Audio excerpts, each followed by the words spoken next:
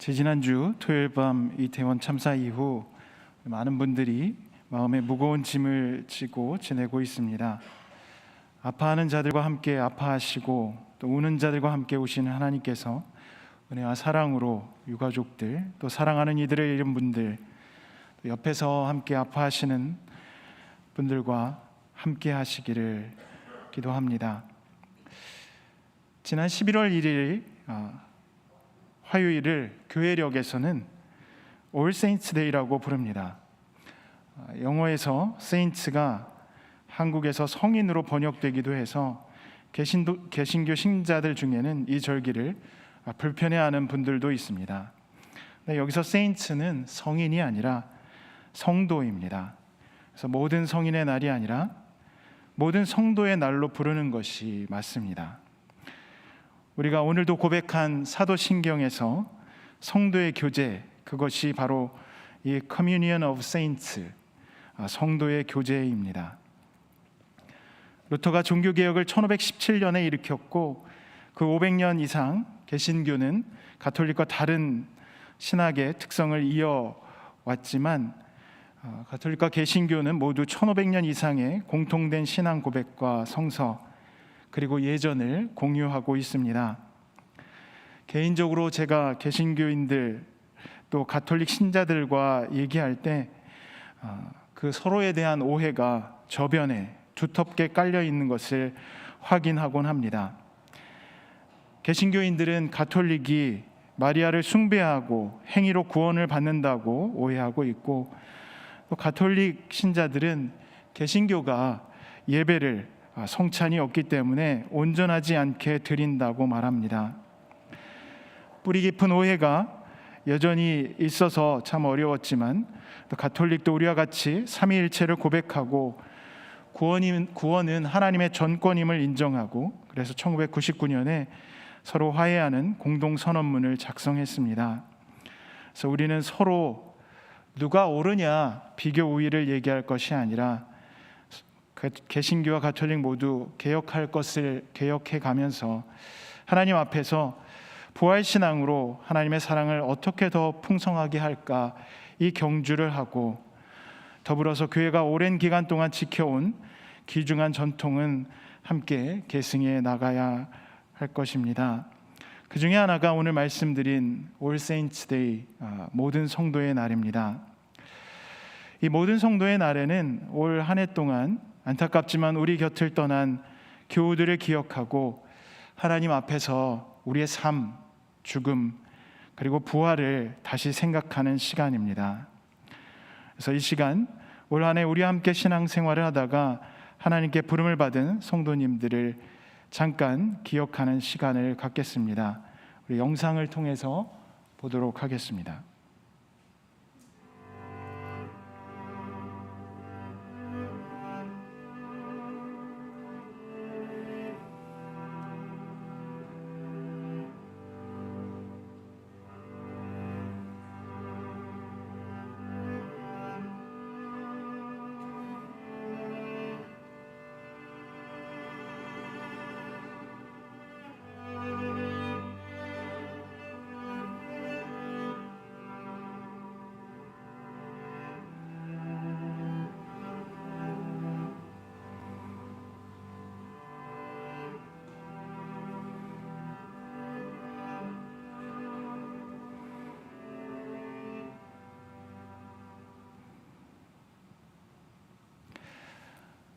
우리 영상에서 보신 성도님들 외에도 교우님들의 가족 중에 소천하신 분들도 있습니다.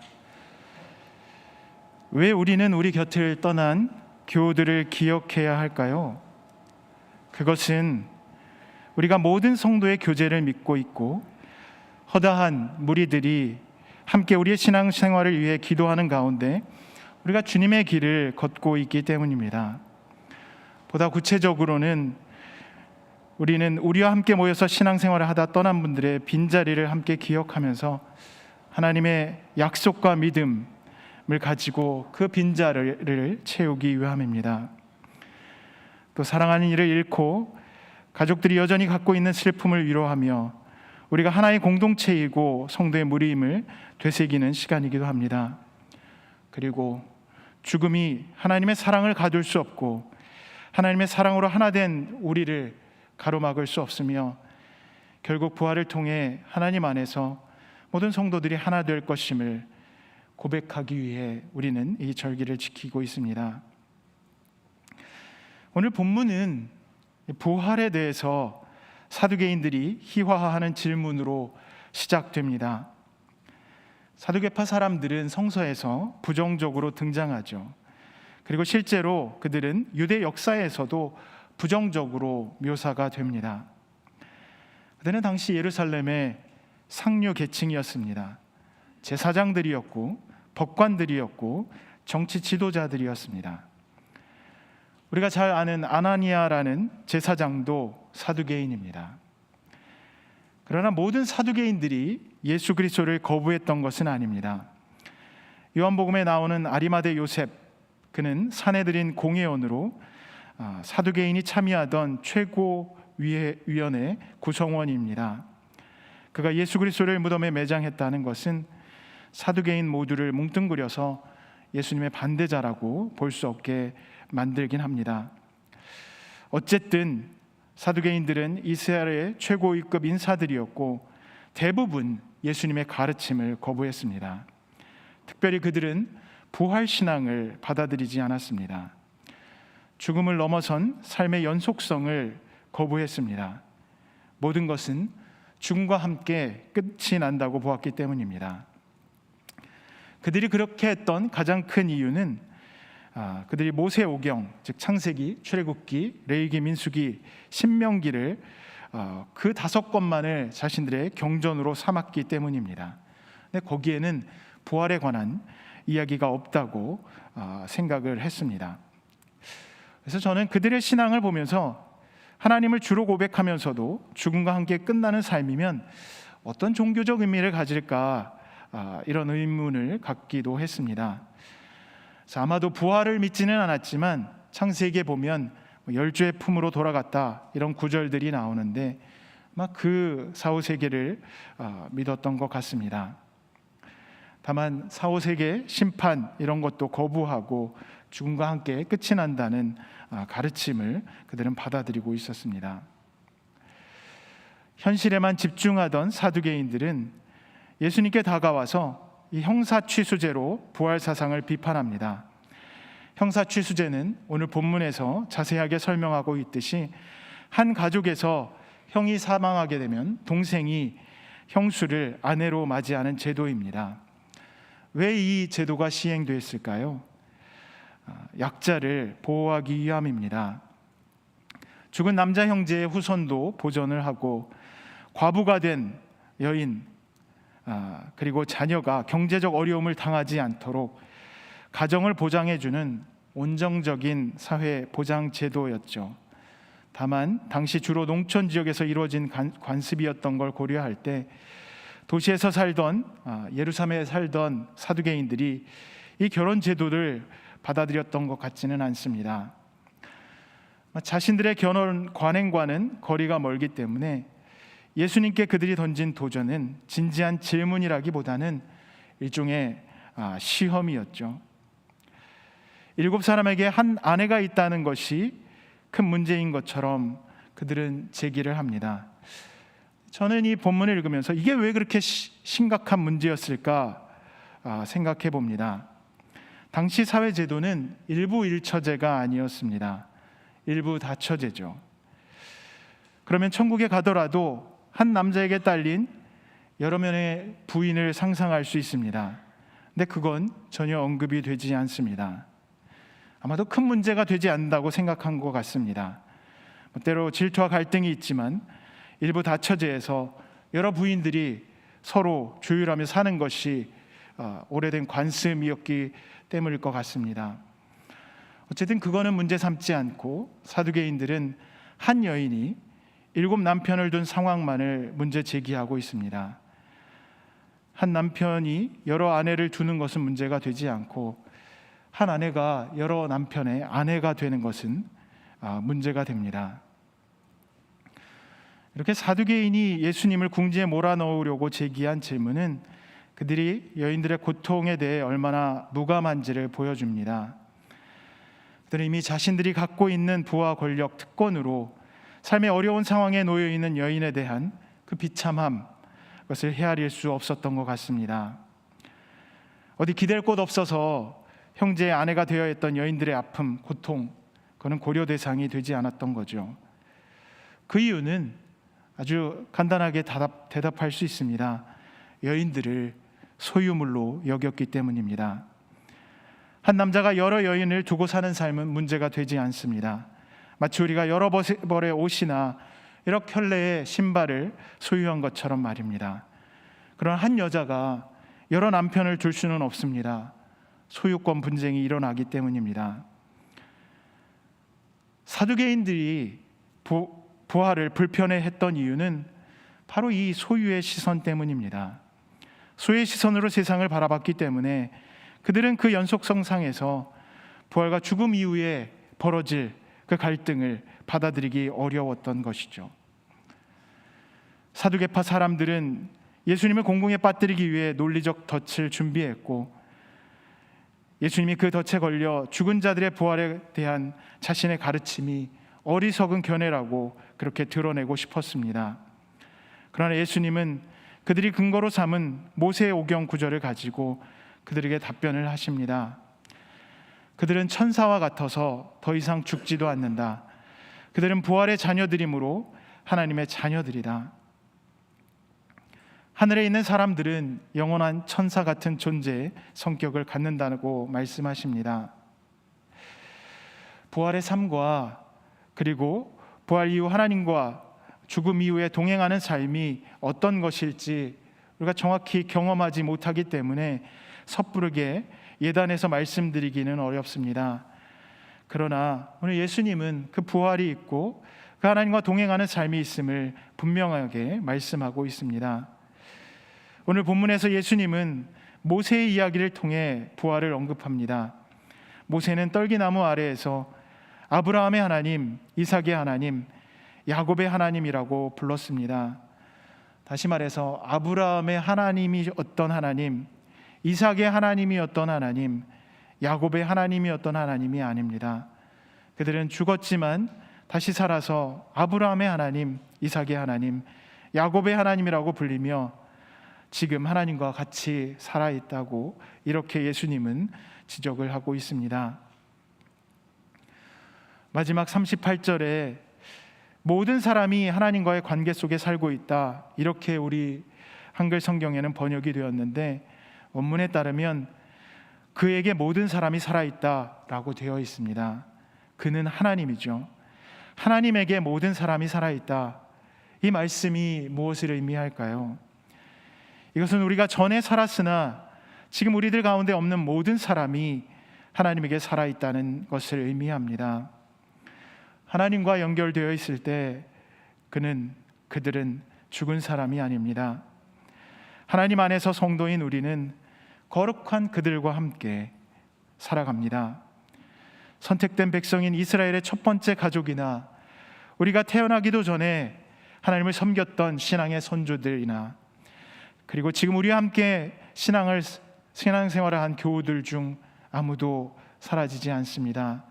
그들 모두 하나님 앞에 살아있고 우리도 하나님 앞에서 그들과 더불어 온전히 하나님의 백성을 이루는 것입니다. 물론 우리가 현실 앞에서 경험하는 죽음은 많은 것들의 끝입니다. 그러나 죽음이 모든 것의 끝은 아닙니다. 특별히 우리의 죽음은 하나님의 끝이 아닙니다. 폴 게하르트가 쓴 독일 찬송가는 이렇게 노래합니다. 모든 것은 지나간다. 그러나 하나님은 계속 계신다. 흔들림 없이 그의 생각과 그의 말씀과 그의 뜻은 영원한 기반 위에 서 있다. 디모데전서 6장에서도 바울이 말하듯이 우리는 특정한 시간, 우리에게 주어진 시간을 살고 있지만 그러나 하나님은 영원하십니다. 이것을 우리가 분명하게 받아들인다면 우리는 한 단계 더 깊이 들어가 생각할 수 있습니다. 하나님은 직접 창조하신 우리를 결코 버려두지 않으십니다. 그분은 사랑으로 모든 피조물들을 품으십니다. 피조물은 어느 한순간이라도 하나님에게서 떨어진 적이 없습니다. 우리 인간은 영원하지 않지만 우리 인간을 향한 하나님의 사랑은 영원합니다. 우리의 삶은 끝없이 영속하지 않지만 하나님의 인간을 향한 자비는 영원합니다. 우리는 종종 예기치 않은 죽음 때문에 슬프지만 그 슬픔은 영원하지 않습니다. 하나님께서 우리와 영원히 함께 하시기 때문입니다. 사두개인들은 이 땅의 방식이 그대로 이어지는 영원한 하나님의 나라를 받아들일 수 없었습니다. 그 점에서 아마 그들은 부활을 제대로 파악했다고 얘기할 수 있을 것 같습니다. 하나님의 나라는 이 세상과는 다릅니다. 그들이 가지고 있던 소유의 방식과 시선으로 하나님의 나라를 이해할 수 없습니다. 하나님의 방법은 인간의 방법이나 판단과 다릅니다. 땅에서 작동하는 방식이 하늘에서 작동하지 않습니다. 사회에서 가장 신분이 낮은 사람조차도 하늘에서는 천사와 같은 하나님의 자녀들이고 부활의 자녀가 됩니다. 복음이 근본적으로 말하고 있는 것은 천국에서 우리가 고통스러워하는 그런 사회 정치적 계층이 없다는 것이고, 그것은 오늘에도 기쁜 소식입니다. 예수님은 부활의 자녀들, 그들은 누구나 하나님의 자녀라고 얘기합니다. 이 부활한 이들은 로마의 시민이나 유대의 사두개인이나 혹은 다른 왕족의 자녀들이 아닙니다. 오직 하나님의 자녀입니다. 우리가 지금 여기서 경험하는 고통과 차별을, 여기서 겪게 되는 격차에 의한 아픔을 그대로 이어간다면 하나님의 나라를 소망할 이가 누가 있겠습니까? 예수님에 의해 계시된 부활의 신비는 억압된 사람들이 해방되고 천대받던 사람들이 높여지고 무엇보다도 하나님의 사랑에 쌓여 살게 되는 것입니다. 여성이나 남성 모두 더 이상 재산이나 소유로, 강자의 뜻이나 기분에 따라 이리저리 옮겨지는 물건으로 취급되지 않을 것입니다.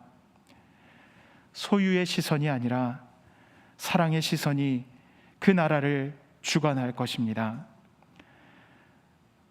우리 땅을 지배하는 강력하고도 중독적인 이 소유의 시선이 하나님 나라에 자리할 수 없습니다. 아마도 그래서 사두개인들은 불편해했던 것 같습니다. 그러나 하늘에서 부활의 자녀들은 세상에서 경험하지 못한 그 기쁨과 평화를 하나님의 사랑 가운데 누리게 될 것입니다. 예전에 노예들이 기독교인이 될 수 없었습니다. 식민지로 인도를 지배했던 영국은 인도의 선교사를 금지했습니다. 이유는 굉장히 마음이 아픕니다. 인도인들을 그리스도인으로 만들면 노예로 부릴 수 없었기 때문입니다. 북미에서도 노예가 된 아프리카 사람들은 강제 노동 착취를 당하면서 읽거나 쓰는 것이 금지되었고, 그것을 어기면 장애를 얻거나 사형을 당했습니다. 책 중에서 성서를 가지고 있는 것을 들키면 엄벌을 받았습니다. 손이 자리기도 하고 눈을 뽑히기도 하고 가죽 채찍으로 심하게 맞았습니다. 소유에 중독된 그 야망과 폭력의 시대에 하나님은 죽은 사람들의 하나님이 아니라 살아있는 사람들의 하나님이라는 부활신앙이 아니었다면 노예들은 자신의 인간다움을 지키지 못했을 것입니다. 그들은 3분의 2짜리 인간이라는 말을 들으면서도 부활의 복음을 뜨겁게 믿고 스스로를 하나님의 자녀로 이해하며 희망의 찬양을 불렀습니다. 그게 우리가 잘 아는 흑인 연가죠.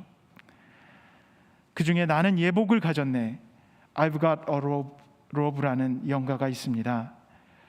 이 흑인 연가에서 그들은 현재 두려움에도 불구하고 다른 상황 속에 있는 자신들을 바라봅니다. 이 흑인 연가는 버려지고 외면당하고 고통당하는 사람, 그리고 과부가 하나님의 사랑과 돌보심을 받는다는 선포로 사두개파 사람들에게 응답하신 그 예수의 말씀을 자신들의 이야기로 말합니다.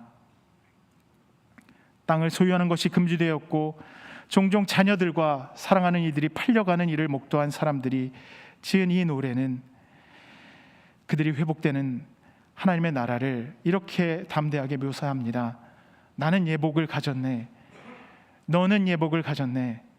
하나님의 자녀들은 모두 예복을 가졌네. 내가 천국에 이르렀을 때 내 예복을 입겠네. 하나님의 하늘 전체에서 외치겠네. 천국에 대해서 말하는 모든 사람이 그곳에 가는 것은 아니네. 천국, 천국, 하나님의 하늘 전체에서 외치겠네. 하나님의 하늘 전체에서 외치겠네. 이게 그들이 노래했던 찬양입니다.